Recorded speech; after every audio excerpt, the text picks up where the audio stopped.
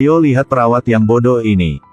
Tadi ketika mandi, sudah melepaskan gelang dua bayi yang baru saja dilahir. Sekarang dia tidak bisa membedakan yang mana adalah Truong Tam, yang mana Litu. Jadi dia hanya bisa mulai bertindak. Hitung kacang merah, hitung siapapun itu. Tapi karena tindakan ini perawat bertukar identitas dua bayi. Memang bisa paham. Bayi mahasiswi yang miskin dibawa ke rumah oleh wanita kaya. Tinggal dalam villa yang mewah. Minum susu bubuk impor. Bahkan ada 5-6 pengasuh yang merawat dia. Dan mahasiswi miskin ini bahkan tidak bisa membeli susu. Habis cara, dia hanya bisa membesarkan bayi dengan susu ibu. Bahkan ketika bekerja paruh waktu, dia menggendong bayi di punggung. Tapi hari-hari indah hanya berlalu selama 4 bulan. Mahasiswi miskin dan wanita kaya baru saja cinta bayi itu. Sekaligus menerima telepon dari rumah sakit. Menghadapi penjelasan dari pemimpin rumah sakit. Meskipun dua keluarga sangat marah. Tapi pikir bahwa hal itu memang sudah terjadi. Jadi pada saat ini mereka hanya mau tahu. Selanjutnya seharusnya melakukan apa? Karena untuk benar-benar yakin, pertama-tama kita harus menguji DNA dari dua bayi. Jadi sebelum mendapat hasilnya, kita masih belum bisa bertukar. Bayi yang dibesarkan dengan sulit selama 4 bulan tak disangka milik orang lain. Milik orang lain juga tidak peduli. Masalah adalah meskipun bayi ini bukan dilahir olehnya, tapi tinggal bersama selama 4 bulan. Meskipun bukan darah daging juga tidak mau. Selama hari-hari yang tunggu hasil dari rumah sakit, dua keluarga itu selalu menangis sehari-hari. Hal yang mereka bisa melakukan adalah ada di sampingnya. Di samping bayi awalnya bukan miliknya.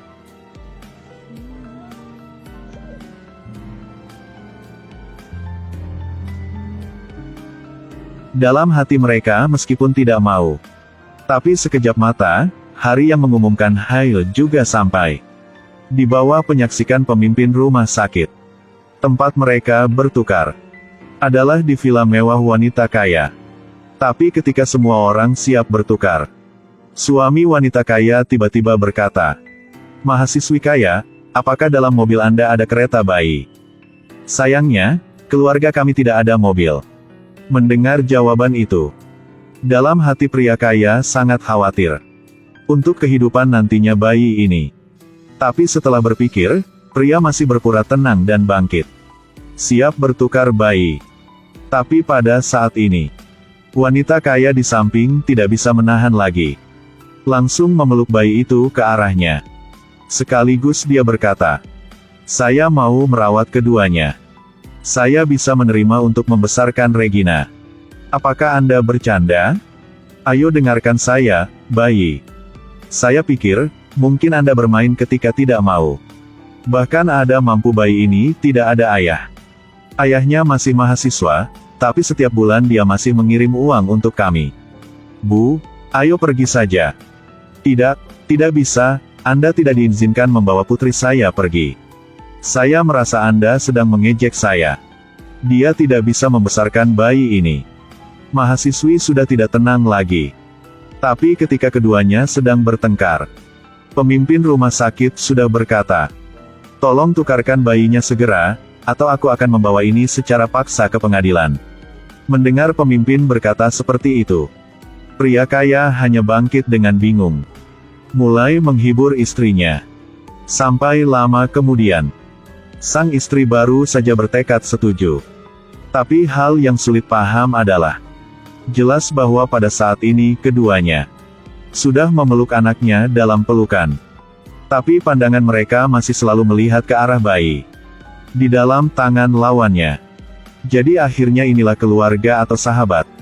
Pada saat ini, yakin mereka sangat tidak nyaman dalam hatinya. Meskipun tidak mau. Tapi tidak ada pesta apapun yang tidak habis.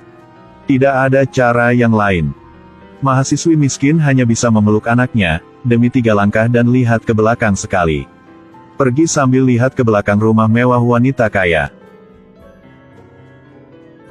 Melihat dari luar, mitos seperti itu tampaknya sudah diselesaikan sangat sempurna.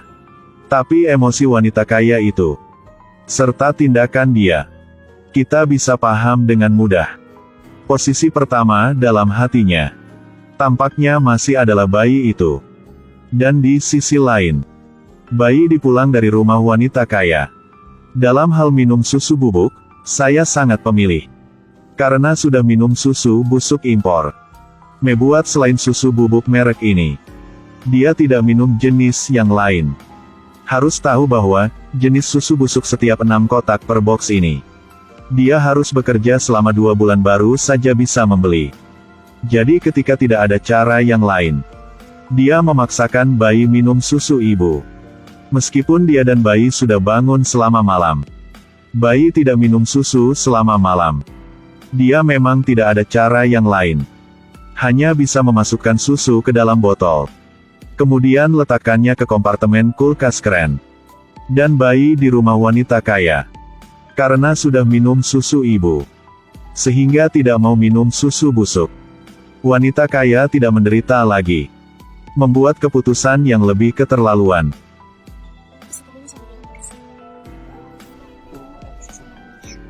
Atau Anda memindahkan dan tinggal bersama saya saja.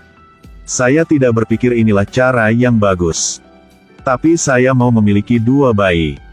Batu gunting kertas saja. Kalau Anda gagal pindahkan dan tinggal bersama saya, oke. Baiklah.